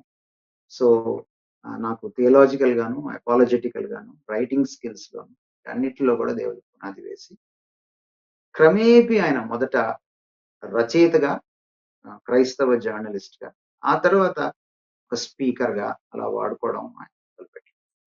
రైట్. సో, ఆ విధంగా నేను పరిచర్యలోకొచ్చి నా ప్రయాణం అలాగ 14 సంవత్సరాలు అక్కడే నేను కొనసాగాను 2004 వరకు. 2004 తర్వాత నేను బయటికి రావడం, మళ్ళీ వేరే విధంగా మళ్ళీ ఇంకొక 2, 3 పత్రికలకి ఎడిటర్‌గా పనిచేయడం. ఆ తర్వాత కొంతకాలం నేను సెక్యులర్ జాబ్ చేసిన తర్వాత నేను కమ్యూనికేషన్ స్కిల్స్ ఇంగ్లీష్ పీజీ వాళ్ళకి టీచ్ చేసిన తర్వాత ఎంటెక్, ఎంసీఏ వాళ్ళకి, ఎంబీఏ వాళ్ళకి, బీటెక్, ఎంసీఏ, ఎంబీఏ వాళ్ళకి. ఆ తర్వాత మళ్ళీ నేను రక్షణ టీవీలోకి రావడం జరిగింది. ఓకే అన్న. Thank you for sharing. అన్న నాకు దాని ఫాలోయింగ్ క్వెషన్ ఏంటంటే ఫాలోఅప్ క్వెషన్ ఏంటంటే ఐ థింక్ నాకు కొంచెం అర్థమవుతుంది. నా ఫాలోఅప్ క్వెషన్ కొంచెం నాకు ఆన్సర్ వచ్చింది. But I want to hear from you. మీరు తీసుకునే సర్మన్స్ కానీ, మీరు బోధించే అంశాలు కానీ, those are very strong messages అని చెప్పాలి. దోస్ ఆర్ ఏమంటారు అంటే backed up by facts, historical facts కానీ, బిబ్లికల్ ఫ్యాక్ట్స్తో పాటు ఆ యొక్క మెసేజ్ని చాలా స్ట్రాంగ్గా, అలాగే ఎలా కమ్యూనికేట్ చేస్తే అన్ని డిఫరెంట్ లెవెల్స్ ఆఫ్ పీపుల్కి అర్థమవుతుందో ఆ విధంగా మీరు బోధిస్తూ ఉంటారు. So I want to ask you ఏంటి అంటే మీరు రిఫర్ చేసే డిఫరెంట్ సోర్సెస్ ఏంటి, అలాగే ఎనీ సజెషన్స్, ప్రాక్టికల్ సజెషన్స్ రాబో రోజుల్లో, అలాగే యవనస్తులు వాక్యపు ఈ యొక్క అర్థం చేసుకొని వాళ్ళ యొక్క ఆపర్చునిటీస్లో ఒక ఎఫెక్టివ్ మేనర్లో ఎలా కమ్యూనికేట్ చేయొచ్చు, వాక్యాన్ని బోధించవచ్చు. Thank you for asking this question Manoranjan. ఇది ఓవర్ నైట్ వచ్చింది కాదు. ఇక్కడ 2 విషయాలు. ఒకటి ప్రభువు ఇవ్వడం. ఓకే. ప్రభువు వరంగా ఇవ్వడం. ఒకటి. ఇది మన గొప్పతనం కాదు, మన ఘనత కాదు. రెండవది మన వైపు నుంచి హోంవర్క్, శ్రమ, కృషి చేయడం. అంటే ఆయన వరం ఇచ్చినప్పుడు ఆ వరాన్ని మనం ప్రజ్వలింప చేసుకోవాలని ఉంది. తిమోతికి రాస్తూ పౌలు ఆ మాట చెప్పాడు. తలాంతులు ఇచ్చినప్పుడు ఆ తలాంతుని మనము అధికం చేసుకోవాలి, మల్టిప్లై చేసుకోవాలి. కాబట్టి ఒకటి ప్రభువు ఇవ్వడం, ఇంకొకటి దానికి తగ్గ కృషి, శ్రమ, పరిశ్రమ చేయడం. ఇవి 2 నా జీవితంలో జరగడానికి ప్రభు కృపనిచ్చాడు. ఆయన వరంగా ఇచ్చినది కూడా కృపావరమే. నేను దాన్ని కృషి చేసుకొని సాధన చేసుకోవడానికి ఇచ్చిన క్రమశిక్షణ కానీ, ఆ దుగ్ధ గాని, కాంక్ష కానీ అది కూడా ఆయన కృపే. ఈ 2 కూడా నేను ఆయనకే ఘనత ఆపాదించగలను చాలా స్పష్టంగా. నేను ఒక పాయింట్‌లోకొచ్చినప్పుడు మొట్టమొదట నేను బైబిల్ తర్వాత చదివిన పుస్తకాలేమిటంటే ఏడబ్ల్యూ టోజర్ గారి పుస్తకాలు. ఆ తర్వాత చార్ల్స్ స్పర్జన్ గారి పుస్తకాలు. కొంచెము నేను ఎస్టర్ ఇయర్స్‌కి సంబంధించి అంటే దాదాపు 19వ శతాబ్దము, 18వ శతాబ్దం, 17వ శతాబ్దం సంబంధించిన భక్తుల వాళ్ళ రచనలు చదువుతూ ఉంటాను. సో, ఇవి చదువుతూ ఉన్నప్పుడు నాకు ఒక ఆలోచన వచ్చింది. ఏమిటంటే వాళ్లకు, నాకు ఒక దేవుడే కదా! ఇద్దరి జీవితాల్లో, హృదయాల్లో ఆలయంగా చేసుకొని నివసిస్తున్నవాడు ఒక పరిశుద్ధాత్ముడే కదా! సో, అదే నిజమైతే నువ్వు నన్ను ఒక వాక్య ప్రబోధకుడిగా పిలుచుకున్నావు కనుక, ఒక సువార్థికుడిగా ఉండడానికి భారతదేశంలో పిలుచుకున్నావు కనుక, నాకు నువ్వు సేమ్ దేవుడు అయితే అంటే టోజర్ దేవుడు, స్పర్జన్ దేవుడు, నా దేవుడు ఒక్కటే అయితే ప్రభువా నువ్వు నాకు ఆ జ్ఞానం ఇవ్వు. నాకు ఆ జ్ఞాన వరం అని అడిగాను. అదే సమయంలో బయట నా ఫ్రెండ్స్ చాలా మంది చారిస్మాటిక్ దీంట్లో ఉండేవాళ్ళు. భాషలు మాట్లాడుతూ ఉండేవాళ్ళు. నేను చాలా వరకు వాళ్ళతో డిఫర్ అవుతూ ఉండేవాడిని. వాళ్ళతో ఏకీభవించేవాడిని. అయినా కూడా నేను దేవుని కార్యాలను పరిమితం చేయకూడదు అని ఒక ఓపెన్‌నెస్ నాకెప్పుడూ ఉండేది. ఇప్పటికి కూడా ఉందది. సో, అందువల్ల నేను భాషల వరం కూడా ఇవ్వమని అడిగాను. సో, ఈ 2 నేను చాలా గట్టిగా కన్నీళ్లతో ప్రార్థన చేసి నేను ఒక రకంగా నేను ఆయన్ని అడగడం జరిగింది. నీ చిత్తమైతే ఖచ్చితంగా ఇవ్వు ప్రభు. ఆయన భాషల వరం నాకివ్వలేదు. జ్ఞానం అన్నది ఆయన నాకు గ్రాంట్ చేశాడు కాబట్టి, దావీదు అన్నట్టుగా నీ ధర్మశాస్త్రంలోని ఆశ్చర్యమైన సంగతులను చూచే భాగ్యం నాకాయన దయచేశాడు. సో, అయితే నేనిందాక మీకు చెప్పినట్టుగా ఓ పక్కన వాక్యాన్ని లోతుగా అర్థం చేసుకుంటూ ఎందుకంటే వాక్యం అర్థం కాకపోతే ప్రభు ఏం చెప్పాలనుకున్నాడో, ఏం చెప్పాడో నేను వాళ్ళకేం చెప్పాలో నాకు అర్థం కాదు. ఎందుకంటే యెహెజ్కేలు గ్రంథంలో ఆయన ఏం చెప్పాడంటే, నేను నీతో మాట్లాడాలి. నువ్వు చక్కగా నిలవబడు. నేను నీకు చెప్పిన వాటిని జాగ్రత్తగా విను. వాటిని తీసుకెళ్ళి వారికి చెప్పు అన్నాడు. కాబట్టి నాకు బిగినింగ్‌లోనే నాకు అర్థమైందంటే, నా పిలుపు ఆరంభంలోనే నాకు అర్థమైందంటే, నా సొంతం నేనేం చెప్పకూడదు. నేను ప్రభువు చెప్పినవే చెప్పాలి. కాబట్టి నా టెక్స్ట్ బుక్ బైబిలే అని నాకు అర్థమైంది. ఈ పుస్తకాన్ని నువ్వు భుజించు. దీన్ని నువ్వు జీర్ణించుకో అని ఆయన చెప్పడం కూడా నాకు అర్థమైంది ఏంటంటే, ఇది నా పుస్తకం. ఇది నా టెక్స్ట్ బుక్. ఇది నా పాఠ్య పుస్తకం. దీని నుంచి పక్కకి వెళ్ళకూడదు నేను. దీన్నే నేను ప్రబోధించాలి అన్నది నాకు రూఢి అయిపోయింది. దేవుడు తన మహాకృపలో ఆ అవగాహన నాకు ఇవ్వడమే కాకుండా దాన్ని ఒక ఆదర్శంగా కూడా చేసేసాడు. ఒక కన్విక్షన్‌గా చేసేసాడు. అయితే దీన్ని అప్లై చేయాలి అంటే నా దేశం ప్రజలకు, నా తోటి ప్రజలకు దీన్ని క్రైస్తవులకు కావచ్చు, క్రైస్తవేతరులకు కావచ్చు, ఇతర విశ్వాసులకు కావచ్చు నేను అప్లై చేయాలంటే వాళ్ళేమిటో తెలుసుకోవాలి. కనుక అక్కడ కూడా నేను కృషి చేయాలి. కనుక నేనేం చేశానంటే ఇటు వాక్యం చదువుతూ, అటు నా దేశాన్ని కూడా చదివాను. నా దేశంలో ఉన్న రకరకాల భావజాలాల్ని చదివాను.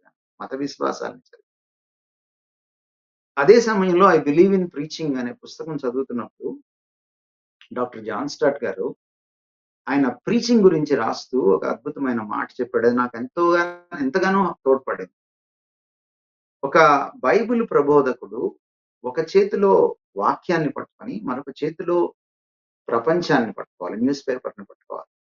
ఇటు ప్రపంచాన్ని తెలుసుకోవాలి, ఇటు వాక్యాన్ని తెలుసుకోవాలి. వాక్యాన్ని ప్రపంచానికి అప్లై చేయాలి. వాక్యానికి, ప్రపంచానికి మధ్య వారధిగా ఉండాలి అని ఆయన తన పుస్తకంలో రాస్తాడు. చాలా అద్భుతమైన వివరణ ఇస్తాడు. సో, అది నాకు ఎంతగానో దోహదపడింది. కనుక ఈ 2 పనులు చేశాను నేను. ఎప్పుడు కూడా నా ఆడియన్స్ ఎవరో తెలుసుకోకుండా నేనెప్పుడు మాట్లాడను. తర్వాత నా ఆడియన్స్ ఎవరో తెలుసుకున్న తర్వాత నాయన వీళ్ళ అవసరాలు ఇవి, వీళ్ళ సమస్యలు ఇవి, వీళ్ళ ఆలోచన సరళి ఇది, వీళ్ళ భావజాలం ఇది. వీళ్ళతో నేనేం మాట్లాడాలని ప్రభు దగ్గర నేను గోజాడడం ఈనాటికి జరుగుతూనే ఉంది. ప్రభుని అడుగుతూనే ఉంటాను. సో ఇలా నేను యాక్చువల్‌గా ఈ స్థాయికి రావడానికి నాకు ఇది దోహదపడింది. ఇదే సమయంలో నాకు జొనాథన్ మహారాజ్ గారనేటువంటి ఒక గొప్ప దైవజనుడు పరిచయం. ఆయన ఆయన ప్రభావం నా మీద చాలా ఉంది. ఆయన దగ్గరే నిజానికి నేను దాదాపు 20స్‌లో ఉన్నప్పటి నుంచే నేను ఆయన్ని చూసి, ఆయన ట్రినిటీ ఇవాంజలికల్ డివినిటీ స్కూల్‌లో ఆయన థియాలజీ చేశారు. ఆయన ఒక పీఠాధిపతి కుటుంబంలో పుట్టినటువంటి బ్రాహ్మడు. ప్రభువులోకొచ్చాడు. ఆయన వెస్ట్ ఇండీస్‌లో ఉండేవాడు. ఇక్కడ ఇండియాలో నార్త్ ఈస్ట్ ఒక ఆవిడని డాక్టర్‌ని చేసుకున్నారాయన. ఆవిడ డ్రగ్ అడిక్ట్స్ మధ్యలో మిషనరీ డాక్టర్‌గా పనిచేసేవారు. సో, ఆయన వచ్చి బైబిల్ స్టడీస్ తీసుకున్నప్పుడల్లా గుంటూరులో, నేను అది ఆయన దగ్గర నుంచి ఆ వాక్యాన్ని చదివి దాంట్లో నుంచి ఆ సత్యాల్ని వెలికి తీసేటువంటి అద్భుతమైనటువంటి ఆ ప్రక్రియ ఎలా ఉంటుందో నేర్చుకున్నాను. సో, ఆయన నాకు ఒక అద్భుతమైన విషయం చెప్పారు. మీరు ఎలాగా వాక్యాన్ని చదువుతారు? ఎలాగా మీరు ప్రసంగిస్తారు? అని అడిగినప్పుడు చాలా క్లోజ్ ఆయన. ఆయన నాకు వ్యక్తిగతంగా చెప్పిందేమిటంటే, నేను చాలా దూరాలు ట్రావెల్ చేస్తాను. నేను ఎక్కువగా ట్రైన్‌లో ట్రావెల్ చేయడానికి ఇష్టపడతాను. సో, నేనెప్పుడు అప్పర్ బర్తే తీసుకోవడానికి కూడా ఇష్టపడతాను సాధ్యమైనంత వరకు రిజర్వేషన్. అప్పర్ బర్త్‌లో కూర్చొని నేను 2 పనులు చేస్తాను. ఒకటి వాక్య ధ్యానం, ఇంకొకటి ప్రార్థన. ఈ అప్పర్ బర్త్‌లో నాకు కొంచెం డిస్టర్బెన్స్ తక్కువుంటుంది. కనుక అందరూ నిద్రపోయిన తర్వాత నేను లేచి ఈ పని చేస్తాను. అయితే ప్రసంగం చేయక ముందు ఫలానా ప్రసంగం కోసం నేను ప్రిపేర్ అవ్వను ప్రకాష్. నేనేం చేస్తానంటే, దేవుడు నన్ను ఎక్విప్ చేస్తూ సమయమందు, అసమయమందు ఆయన ప్రకటించమన్నాడు, వాక్యాన్ని ప్రకటించమన్నాడు అన్నప్పుడు, నేను అసమయమందు కూడా వాక్యాన్ని ప్రకటించేంత ప్రిపేర్డ్‌గా ఉండాలంటే, నేను సమయమందు, అసమయమందు ముందు ప్రిపేర్ అవ్వాలి. వాక్యాన్ని వంట పట్టించుకోవాలి. కనుక నేను నిత్యము వాక్య ధ్యానం చేస్తాను. నిత్యము బైబిల్ స్టడీ చేస్తాను. అక్కడికి వెళ్ళినప్పుడు నాకు ఒక ఆపర్చునిటీ స్పీకింగ్ అసైన్‌మెంట్ ఇచ్చినప్పుడు, ఏం మాట్లాడాలో ప్రభువునడిగితే, ఈ బ్యాక్ డ్రాప్‌లోంచి ఏదైతే ఇప్పటికే నేర్చుకొని మనసులో దాచుకున్నానో, అందులో నుంచి దేవుడు ఇది మాట్లాడు అని నాకు చెప్తాడు. ఇదే విధంగా నేను విశాల్ మంగళవాడి గారిని చూసినప్పుడు దగ్గర ఆయన నాకు చెప్పలేదు గానీ, నేను గమనించి తెలుసుకున్నాను. సేమ్ థింగ్ ఆయన చేస్తున్నట్టు నేను చూసాను. సో, నాకు అర్థమైంది ఏమిటంటే, ఎప్పుడూ వాక్యం సమయమందు, అసమయమందు చదువుతూ ఉండాలి, ధ్యానిస్తూ ఉండాలి, అధ్యయనం చేస్తూ ఉండాలి. అక్కడున్నటువంటి అవసరం కొద్దీ దేవుడు మాట్లాడేటప్పుడు ఆయన బైబిల్‌లో ఒక మాట చెప్పారు యేసుక్రీస్తు వారు. మీకు ఏం మాట్లాడాలా అని మీరు దాని గురించి చింతపడొద్దు. ఆ సమయంలో ఆ ఘడియ యందు పరిశుద్ధాత్మ మీకు గుర్తు చేస్తాడు అనే మాట. గుర్తు చేయాలి అంటే ముందే మనం మనసులో ఉండాలి. Yes. జ్ఞప్తిలో లేకపోతే గుర్తు చేయడానికి కుదరదు. కాబట్టి నాకు అర్థమైంది ఏమిటంటే వీటన్నిటిని బట్టి వాక్యాన్ని జ్ఞప్తిలో పెట్టుకోవాలి. వాక్యాన్ని మనసులో దాచుకోవాలి. ముందుగానే ప్రిపేర్ అయ్యి ఉండాలి. కనుక ఈ ముందుగానే మనసులో పెట్టుకోవడం, ఎవర్ ప్రిపేర్డ్‌గా ఉండడం, ఆ సమయానికి అక్కడికి వెళ్ళినప్పుడు అక్కడున్న పరిస్థితులన్నిటిని కూడా అధ్యయనం చేయడం, సర్వే చేసుకోవడం, అంచనా చేయడం. ప్రజలకు కావలసింది ఇవ్వాలి. నేను నేర్చుకున్నది ఇవ్వడం కాదు. నా దగ్గర ఉన్నది ఇవ్వడం కాదు. ప్రజలకు కావలసింది ఇవ్వాలి. అన్నది దేవుడు నాకిచ్చిన కన్విక్షన్. కాబట్టి ఇవన్నీ కూడా దోహదం చేసి, వెరసి నేనిలా మాట్లాడడానికి ఈ రోజున రిలవెంట్‌గా ముఖ్యంగా మాట్లాడడానికి నాకు సహాయం చేస్తున్నారు Right. ప్రభు. ఆయనతో పాటు. Thank you for sharing that అన్న. చాలా ప్రాక్టికల్‌గా చెప్పారు. అన్న దానికి ఇంకా ముందుకెళ్తే అన్న, ది అదర్ క్వెషన్ ఏంటంటే, మీరు అంటే it's reality that God is using you so much. దేవుడు మిమ్మల్ని ఎంతగానో ఘనముగా అనేకుల కొరకు ఆశీర్వాదకరంగా వాడుతా ఉన్నారు. బిగ్ బిగ్ మీటింగ్స్లో మాట్లాడుతూ ఉంటారు. చాలా అంటే డిఫరెంట్ కంట్రీస్కి వెళ్ళి మాట్లాడుతూ ఉంటారు. అలాగే చాలా మంది మిమ్మల్ని ఇష్టపడతా ఉంటారు. మీ దగ్గరికి వచ్చి ఫీడ్బ్యాక్ ఇస్తూ ఉంటారు. సో ఇవన్నీ వింటా ఉంటే there is a much possibility that will be puffed up. నా దగ్గర ఏదో ఉంది అని ఒక తెలియని ఆ యొక్క గర్వం అనేది వస్తూ ఉంటుంది. మీరు అలా కాకుండా ఐ కెన్ సీ, అంటే దూరం నుంచి కూడా I can see your humble, అంటే లోలీగానే మెయింటైన్ చేస్తూ ఉంటారు. Do you take any practical steps that I will be humble అని, ఈ యొక్క ట్రాప్లో పడకుండా మీరు ఎలా హంబుల్గా ఉండగలుగుతున్నారు? ఎటువంటి స్టెప్స్ తీసుకుంటా ఉంటారు? మనోరంజన్, అందరం మానవ మాత్రులమే. నేను కూడా ఉమ్, ఉమ్, బలహీనుడిని. ఉమ్, నేను గర్వంగా ఫీల్ అయినట్టుగా నాకు జ్ఞాపకం లేదు గానీ, ఒకటి మాత్రం నాకెప్పుడు జ్ఞాపకం పెట్టుకుంటాను. ఎక్కడైనా గర్వం వచ్చి నన్ను నాశనం చేస్తుందేమో అన్న భయంతో ఎప్పుడూ బ్రతుకుతాను. ఎందుకంటే గర్వం గురించి వాక్యం చాలా చెప్తోంది. yeah, గర్వించిన తర్వాత నాశనం వస్తుంది. నాశనమునకు ముందు గర్వం నడుస్తుంది అని రాయబడింది. అంటే గర్వాన్ని వెంటాడుతుందన్నమాట నాశనం. పక్కనే ఉంటుంది. వెనకే నీడలాగా వెంటాడు. సో, నాశనం కొని తెచ్చుకోవాలనుకుంటేనే గర్వించాలి. ఇంకా కాబట్టి నాకొక భయం ఉంది. రెండవ భయం ఏంటంటే, ఆయన గర్విష్ఠుల్ని ఎదిరిస్తాడు. అవును. So, the moment I become proud, నేను గర్వించిన మరుక్షణం God will resist. లేక ఆ క్షణమే ప్రభువు నాకు శత్రువు. బైబిల్‌లో ఒక మాట ఉంటుంది. దేవుడు మన పక్షమున మనకి విరోధి ఎవడు అని. నేను అప్పుడప్పుడు బైబిల్‌ని చాలా క్రియేటివ్‌గా చదువుతాను. దేవుడు మనకి విరోధి అయితే మన పక్షాన ఎవడుంటాడు? ఉమ్, ఇప్పుడు నేను గర్విస్తే నా ఫస్ట్ ఎనిమీ ఎవరంటే దేవుడే. అంతకంటే ట్రాజెడీ ఇక నా జీవితంలో లేదు. నన్ను రక్షించే నాథుడే దొరకడు. సో, నేను కోరుకునేది దేవుడి దగ్గర ఎప్పుడు ఏంటంటే, నాకు మనుషులు శత్రువులైనా పర్లేదు. ఇంట్లో వాళ్ళు శత్రువులైనా పర్లేదు. ఎవరు నా చెయ్యి విడిచిపెట్టినా పర్లేదు. But you should be my friend. నన్ను విడిచిపెట్టద్దు.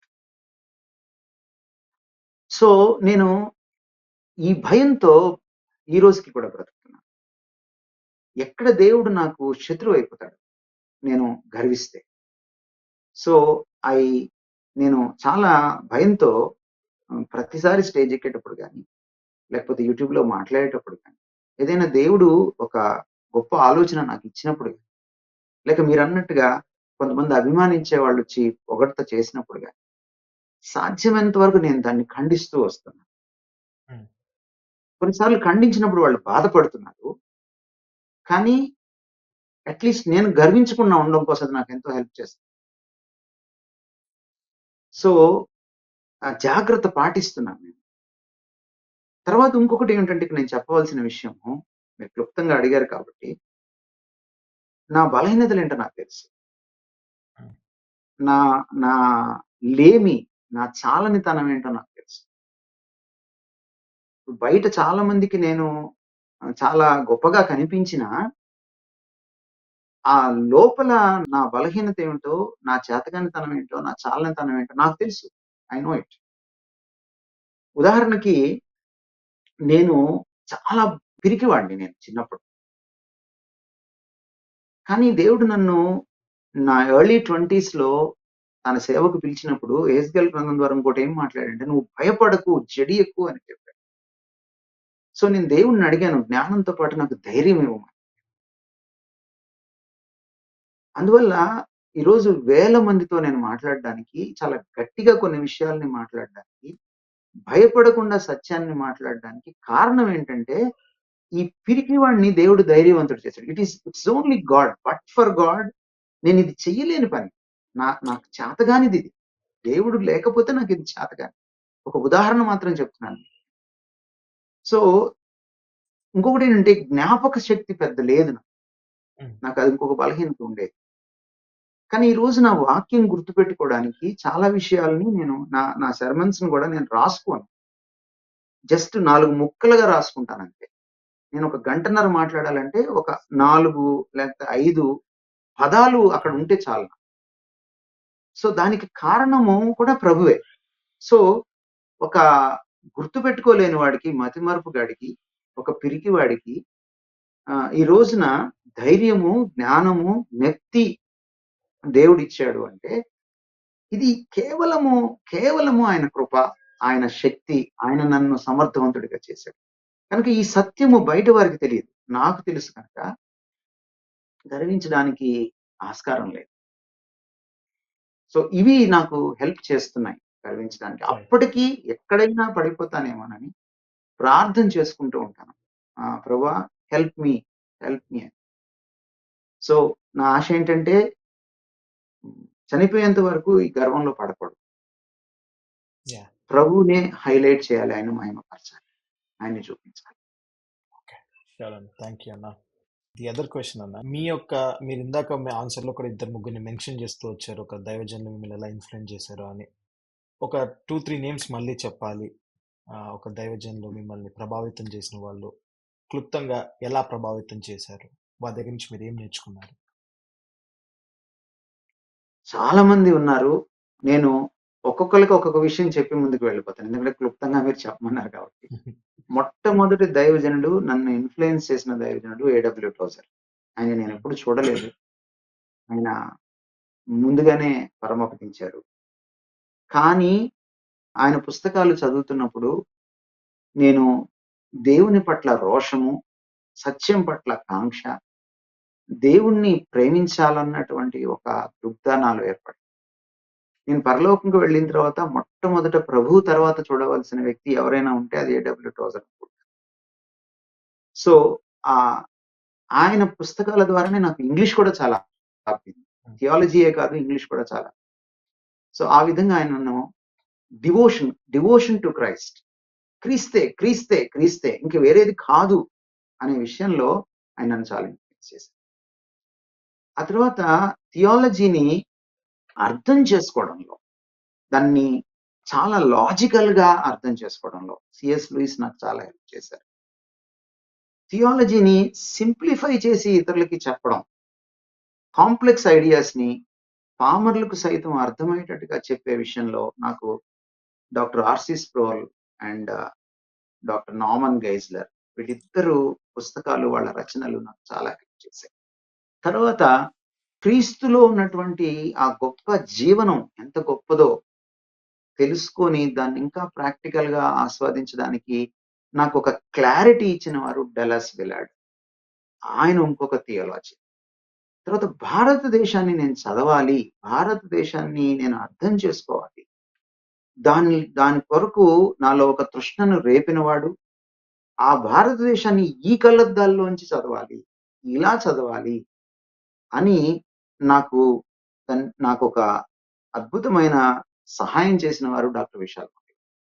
ఆ విషయంలో నేను ఆయనకు కొనపడేది. తర్వాత యేసుక్రీస్తుని అంతిమంగా ప్రేమించాలి, వాక్యంలో విషయాల్ని వాక్యంలోంచి మాత్రం, నా ఆలోచనలు అందులో పెట్టకూడదు, అందులోంచి నేను బయటికి వెలికి తీయాలి. ఈ విషయాల్లో నాకు హెల్ప్ చేసిన వాళ్ళు నాకు జోనతన్ మహారాజ్, ఇందాక నేను చెప్పిన. వీళ్ళే కాకుండా నేను ఈవ్లో ఉన్నప్పుడు బ్రదర్ ఈవాన్స్ గారు, డేవిడ్ రాజ్ కుమార్ గారు, వీళ్ళ జీవితాలు, వీళ్ళ యొక్క బోధనా విధానం నాకు ఎంతగానో దోహదపడింది. వాళ్ళు, డేవిడ్ రాజ్ కుమార్ గారు సింప్లిఫై చేసి ఎక్స్ప్లెయిన్ చేసేటువంటి ఆయన ఆ న్యాచురల్ టీచింగ్ టాలెంట్ నన్ను ఎంతగానో ఆకట్టుకునేది. అలాగే ఈవాన్స్ గారు ఏ విషయం ఇచ్చినా దాన్ని ఎంతగానో రీసెర్చ్ చేసి దానికి, ఆ సబ్జెక్ట్ కి న్యాయం చేసేటువంటి ఆయన ఆ అంకిత భావం, అది నాకు ఎంతగానో హెల్ప్ చేసింది. ఇలాగా అనేకులు నాకు నా జీవితంలో ముద్ర వేశారు, నాకు ఎంతో ప్రభావం చూపించారు. వాళ్ళ దగ్గర నేను నేర్చుకున్నాను. సో వన్ ఫైనల్ క్వశ్చన్ అన్న, ఈ రోజుల్లో ఈ క్రైస్తత్వంలో what do you think is missing in today's Christianity? ఈ రోజు ఉన్న క్రైస్తత్వంలో ఏమి లోపిస్తుంది, ఏమి మిస్ అవుతుంది అని మీకు అనిపిస్తూ ఉంటుంది? ఒక మాటలో చెప్పాలంటే వాక్యం తెలియకపోవడం, బిబ్లికల్ ఇలిటరసీ. ఈవెన్ థియోలాజికల్ కాలేజ్లో చదువుకుని వచ్చిన వాళ్ళకు కూడా వాక్య లోతు లేకపోవడం, తత్ఫలితంగా ప్రబోధకుడికి, పాదిరి గారికి అది లేకపోవడం, కొంతమంది ఉన్నా కూడా దాన్ని కాంగ్రిగేషన్ కి చెప్పకపోవడం. కనుక యేసుక్రీస్తు వారు యోహాను సువార్త 20వ అధ్యాయంలో ఒక పాస్టర్ గారికి అప్పగించిన పని ఏంటంటే, నా గొర్రెలను మేపు. అది so one of the most important roles a pastor can play in a church. Pastor గారు చేయగలిగిన గొప్ప పని ఏమిటంటే, ఆయన గురుతర బాధ్యత ఏంటంటే తన గొర్రెల్ని వాక్యంతో మేపాలి. ఇది ఈ రోజున జరగట్లేదు నేటి క్రైస్తవంలో. స్టోరీలు చెప్తున్నారు, లేకపోతే మీకు అవి వస్తాయి ఇవి వస్తాయి తాయిలాలు ప్రకటిస్తున్నారు. యేసుప్రభులోకి వస్తే ఏదో జరిగిపోతుంది, అంతా మంచి జరిగిపోతాయి, కన్నీళ్ళన్నీ పోతాయి, కష్టాలన్నీ పోతాయి, రోగాలన్నీ పోతాయి అని చెప్తున్నారు. కొంతమంది అయితే అసలు రోగం వస్తే నువ్వు క్రైస్తవుడివే కాదని చెప్తున్నారు. అబద్ధాలు. సో ఇలాంటివంతా జరుగుతుంది కానీ వాక్యంలో తర్ఫీదు జరగట్లేదు. కాబట్టి వాక్య లేమితో ఈరోజు సంఘాలు క్రైస్తవం అలమటిస్తోంది. తత్ఫలితంగా ప్రభు ఎవరో తెలియట్లేదు. ఎందుకంటే ప్రభువుని ఖచ్చితంగా తెలుసుకోవాలంటే వాక్యమే. ఈ ముద్రిత వాక్యం ద్వారానే ఆ జీవవాక్యమైన క్రీస్తుని తెలుసుకోవాలి. నాకు ఈ 66 పుస్తకాలు వాక్యం సుపరిచితం కాకపోతే నాకు క్రీస్తు సుపరిచితం కాడు. యేసుక్రీస్తు వారు స్పష్టంగా చెప్పారు, నేను ఎవరో మీరు తెలుసుకోవాలంటే నా సాక్ష్యం నేను ఇచ్చుకుంటే సరి అయినది కాదు, లేఖనములు నా గురించి సాక్ష్యం ఇస్తున్నాయి. లేఖనముల్లో జీవముందని మీరు అంటారు కదా, మీరు వెళ్ళి లేఖనాల్ని పరిశోధించండి, నేను మీకు దొరుకుతాను అన్నాడు. కాబట్టి లేఖనాలు తెలియచెప్పే క్రీస్తు ఈ రోజు మనకు అపరిచితం. ఎవరో ఏదో చెప్పి మనమేదో ఊహించుకున్న క్రీస్తే మనకు పరిచితం. మనం కొత్త క్రీస్తుని సృష్టించుకున్నాం. కాబట్టి క్రీస్తు తెలియట్లేదు. క్రీస్తు తెలియకపోతే క్రైస్తవం తెలియదు, క్రైస్తవ భక్తి తెలియదు. ఎందుకంటే క్రైస్తవ భక్తి అంతా కూడా క్రీస్తు చుట్టే పరిభ్రమిస్తుందని 1 తిమోతి పత్రిక 3:16లో ఈ భక్తి గొప్ప మర్మము ఇందులో ఉన్నదని పౌలు చాలా స్పష్టంగా చెప్పాడు. క్రైస్తవం అంటేనే క్రీస్తు తత్వాన్ని పుణికి పుచ్చుకోవడం. కాబట్టి వాక్య లేమి వల్ల క్రీస్తు లేమి ఏర్పడడం, కాబట్టి క్రైస్తవమే లేమితో అలమటించడం ఈరోజు అత్యంత శోచనీయమైన దురదృష్టకరమైనటువంటి పరిస్థితి మన క్రైస్తవ్యానికి అని చెప్పచ్చు. Thank you for sharing. ఈరోజు మీ యొక్క విలువైన సమయాన్ని తీసుకొని you share lot of things, me personal life, me ministry life, అలాగే ఈ రోజుల్లో మీరు చూస్తున్న క్రైస్తత్వంలోని విషయాలు మాతో పంచుకున్నా ఉన్నారు. I'm sure this will be a blessing to many. And thank you once again అన్న for being with us today. మీరు చివరిగా ప్రేయర్ చేసి బెండిక్షన్ ఇస్తే we can conclude for today అన్న. తప్పకుండా మనోరంజన్. వీక్షకులందరికీ కూడా ఏకీభవించాలని తలలు వంచాలని కోరుతున్నాను. మా ప్రేమ కలిగిన తండ్రి, మీ పాదాలకు వందనాలు నాయనా. మేము ఏమై ఉన్నామో అందులో మంచి అంతా నీదే ప్రభు. మేము ఏమై ఉన్నామో అందులో చెడంతా మాది. ఇది సత్యం అని ప్రభు. మేము మాట్లాడుకున్న మాటల్లో నా గురించి మనోరంజన్ అడుగుతున్నప్పుడు ఏదేని మంచి ఉంటే దానికి ప్రతి విషయానికి ఘనత నీకు ఆపాదిస్తున్నాం తండ్రి. వింటున్న వాళ్ళు, చూస్తున్న వాళ్ళు, వీక్షకులు ఎక్కడ కూడా ఏ ఒక్క క్షణమాత్రం కూడా ఆయన మమ్మల్ని చూడకుండా, నన్ను చూడకుండా నిన్ను చూడటానికి కృప చూపించండి. పిరికివాణైనా నన్ను ధైర్యవంతుడిగా మార్చిన నీవు, అజ్ఞానినైనా నన్ను జ్ఞానిగా మార్చిన నీవు, మతిమరుపుగా ఉన్న నన్ను తండ్రి జ్ఞాపక శక్తితో నింపిన నీవు తండ్రి, వారిని కూడా మార్చగలవని, మలచగలవని, అద్భుతమైన సాధనాలుగా వాడుకోగలవని, వాళ్ళు నిన్ను నమ్మి నిన్ను హత్తుకొని నీకు విధేయత చూపించినప్పుడు ఇది సాధ్యమవుతుందని, వినమ్రంగా నీ చేతుల్లో ఒదిగిపోయినప్పుడు, నీ బలిష్టమైన చేతి కింద ఉన్నప్పుడు నీవు తగిన సమయంలో హెచ్చిస్తావని ఆయన అందరూ తెలుసుకోవడానికి, నిన్ను మాత్రమే మహిమపరచడానికి కృప చూపించాలి. మా ఈ మనవుల్ని నీ చేతులకు అప్పగించుకుంటూ, మనోరంజన్ని బట్టి కూడా తను చేస్తున్న సేవను బట్టి కూడా నేను స్తుతిస్తూ, తనను ఆశీర్వదించడమే కాకుండా తన సేవను కూడా అనేకులకు ఆశీర్వచనంగా మీరు చేయాలి. యేసుక్రీస్తు వారి ప్రశస్తమైన నామమున వేడుకుంటున్నాం. ఆమేన్. మా తండ్రి అయిన దేవుని ప్రేమ, ఆయన కుమారుడు మన ప్రియ రక్షకుడు జగద్రక్షకుడైన యేసుక్రీస్తు వారి కృప, మనం వారి వలె భూమి మీద జీవించడానికి, వారిని చూపించడానికి, వారి గుణాతిశయాలను ప్రచురం చేయడానికి, మనలో కార్యసిద్ధి కలుగు చేయడానికి పంపబడిన పరిశుద్ధాత్మ దేవుని అన్యోన్య సహవాసం ఇప్పుడు ఎల్లప్పుడూ మనందరికీ తోడై ఉండి నడిపించిన. Amen. Amen. Praise Lord, Anna. Praise Lord, everyone. Thank you so much. Praise the Lord. Thank you. Thank you, Anna. Thank you all for joining today. God willing, we'll meet next week. Praise the Lord.